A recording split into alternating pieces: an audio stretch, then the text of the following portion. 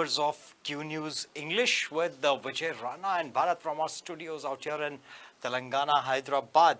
And to begin with, the headlines of our very own Shanarthi Telangana starts with India abstains from UN vote on Gaza truce. So there was a voting done, an emergency session was called by UN, and voting was conducted as to should the ongoing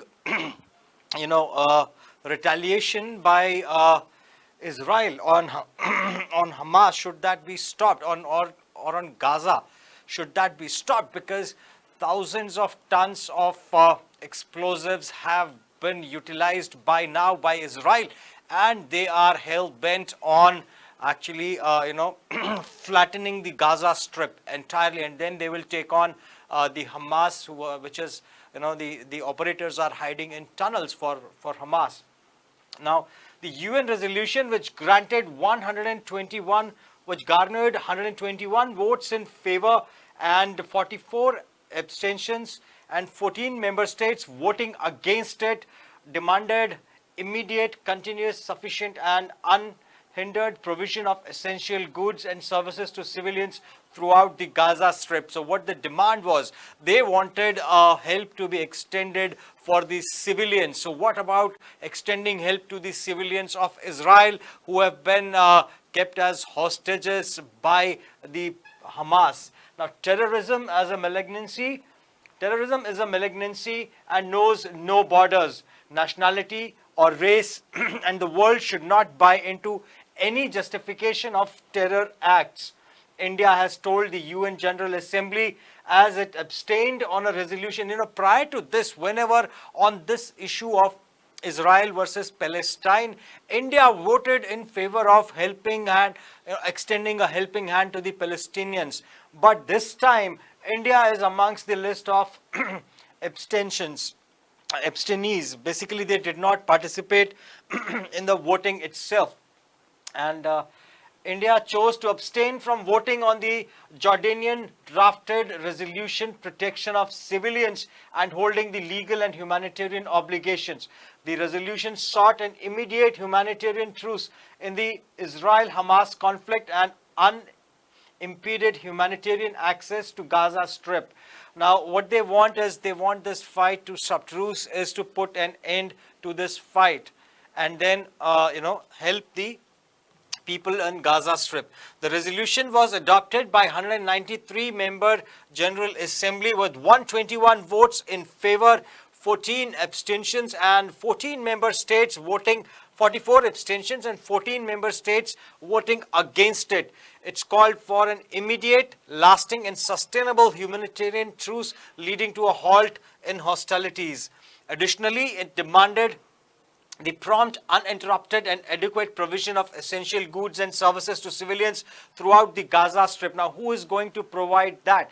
Do you think Israel is going to provide these facilities again to the, to the perpetrators of the crime, to the ones who bombarded their civilians with 5,000 rockets, who did not leave any sea route, who came from the aerial route, who came from the land, and that is how they attacked Israel. Now, are they going? Did Israel start this? No, it is not Israel which started this. It is, Hamas, the group which started this, and now they are facing the consequences. And you can look at the picture.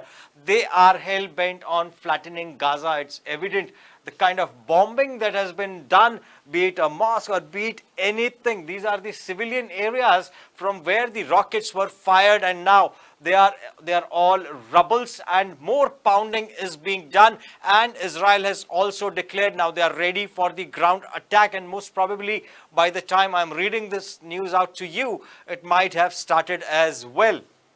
And Israeli Prime Minister Benjamin Netanyahu announced on Saturday that a second stage in the conflict with Hamas has been initiated. So I was absolutely right. So by this time, those 3 lakh soldiers will be on ground. They will be inspecting all the rubbles. They'll be inspecting the tunnels, and there will be combing operations as well. So Hamas has been initiated.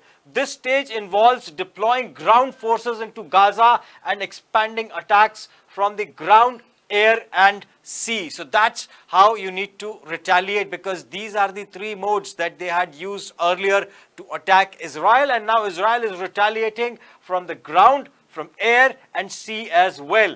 Now he stated that the intensity of conflict will further increase as preparations are made for a broader ground invasion into Gaza. So the intensity is further going to increase. Now whatever bombing that is going to happen, their fighter jets are going to bomb the area.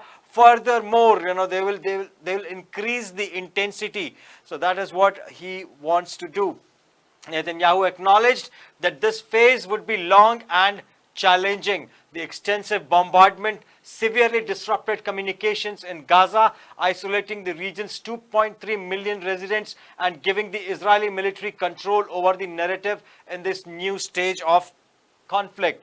Now it's the Israeli army which has the control over the narrative, because nobody else can even enter Gaza, and if you are entering at your own risk. So for all those who want to support Hamas are most welcome to go and support, and they will be taken to task by the Israeli forces.